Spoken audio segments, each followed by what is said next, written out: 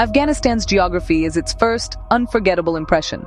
Mountains that dominate the horizon, rising with a majesty that both awes and humbles all who witness them.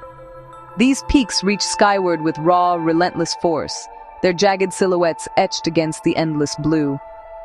The Hindu Kush slices through the country like a spine, its formidable peaks shaping history, culture, and isolating communities for centuries, forging unique ways of life in their shadows. Flying into Kabul, the landscape below is a crumpled tapestry of browns and whites, vast and humbling, where every fold tells a story of endurance and adaptation. Valleys plunge deep, rivers carve the land with patient persistence, and high passes remain lifelines for remote villages. Often cut off by snow for months at a time, the air is thin, scented with dust and wild herbs, and the sunrise ignites the peaks in fiery orange while valleys linger in shadow, painting a landscape of contrasts and quiet beauty. Here, silence is profound, filled with echoes of ancient armies, wandering monks, and herders guiding their flocks along age-old trails, each step a link to the past. The mountains are more than scenery. They are Afghanistan's memory keepers, shaping every aspect of life, from the rhythms of daily work to the stories passed down through generations. For travelers, the scale is both intoxicating and intimidating, a reminder of nature's power, the nation's enduring spirit, and the timelessness of these ancient lands. These peaks stand as stoic witnesses to Afghanistan's resilience, beauty, and unyielding independence, their presence a testament to the strength and hope that endures in every corner of this land. Afghanistan's mountains and valleys are alive with myth, legends woven into the land and passed down through generations. Heroes like Rostam, dragons, and spirits haunt these peaks, echoing the Afghan spirit of courage and survival. Sacred springs and strange rock formations are believed to house jinns, connecting people to ancient beliefs older than any religion. The Bamiyan Buddhas, once towering over the valley, inspired stories of kings, curses, and glowing stone, mythology that outlived their destruction. These tales are more than folklore. They're a vital link to Afghanistan's poetic soul, and a reminder of its rich, mystical past. For travelers, hearing these stories transforms the landscape into a stage for epic battles and ancient magic. In Afghanistan, every mountain in spring is a portal to another world. Afghanistan's recent history is written in scars, decades of war etched into its land and people. Rusting tanks, bullet-riddled buildings, and landmines are daily reminders of conflict's cost. Nearly every family has suffered loss. Trauma and resilience are woven into the national psyche. Infrastructure lies in ruins, and the threat of hidden explosives haunts daily life, especially for children. Yet Afghans adapt. Markets bustle beside ruins, children play in rubble, and families find joy amid hardship. The true story isn't just destruction, but the relentless will to rebuild and hope for peace. The Afghan spirit endures, refusing to be defined by war alone. In every conversation, you sense both weariness and a stubborn hope for a better future. This resilience is Afghanistan's greatest strength. In the heart of Bamiyan province, Bandi Amir's sapphire lakes shimmer amid stark, rugged cliffs, a breathtaking oasis of peace and natural wonder.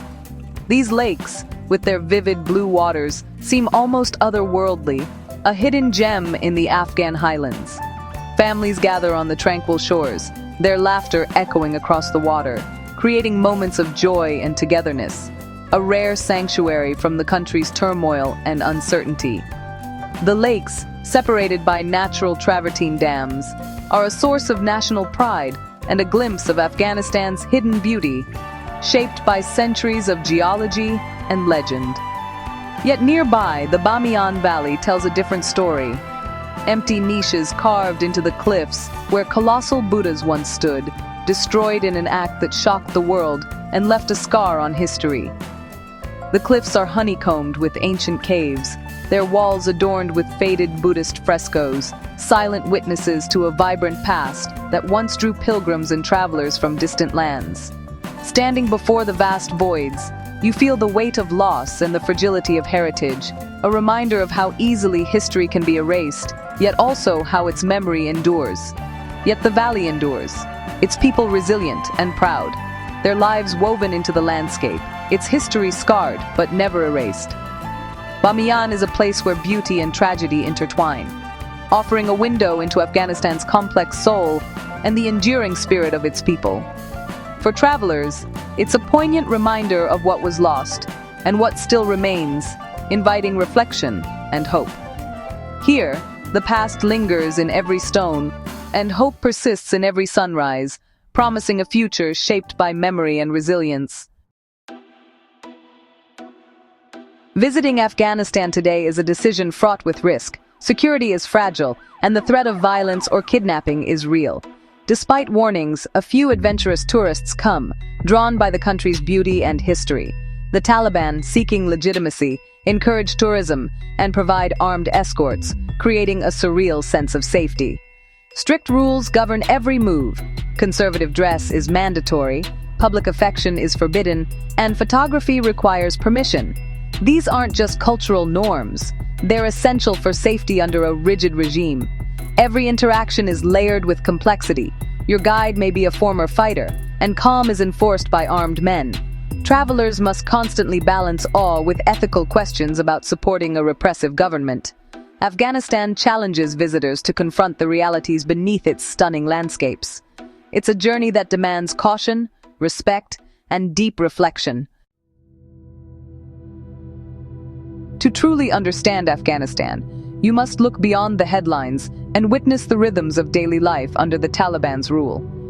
The reality is far more complex and nuanced than what is often portrayed in the news. Men struggle for work in a collapsing economy, gathering in markets and tea houses, searching for opportunity. Despite the hardship, they retain a sense of freedom of movement and social presence, holding on to fragments of normalcy. For women, life has shrunk dramatically. Education, work, and public spaces are now largely forbidden. Their voices are silenced, their ambitions put on hold, and their presence in society nearly erased.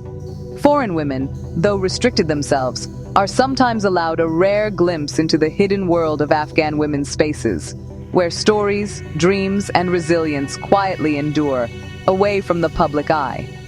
These moments of connection are rare and powerful, revealing the deep human cost of oppression and the strength found in solidarity. Sharing tea or conversation, you witness the strength, ambition, and hope of Afghan women, even as their futures are denied and their dreams deferred. The contrast between the country's breathtaking beauty and its people's suffering is stark, a daily reminder of what has been lost and what still endures. Every encounter is tinged with both inspiration and heartbreak, as fleeting smiles and quiet moments reveal the resilience and sorrow woven into daily life. Afghanistan's greatest tragedy is the erasure of half its population from public life, leaving empty spaces where women and girls once thrived. Yet hope and courage persist behind closed doors as women and girls continue to learn, support one another, and quietly dream of a different future. Afghanistan inspires and wounds in equal measure, a land of breathtaking beauty and deep sorrow. Its magic is real golden sunsets, sapphire lakes, and the warmth of strangers. But so is its suffering, hunger, poverty, and the silencing of women and girls. Tourism brings income, but risks masking harsh realities and raising ethical dilemmas. Visiting Afghanistan is not a holiday.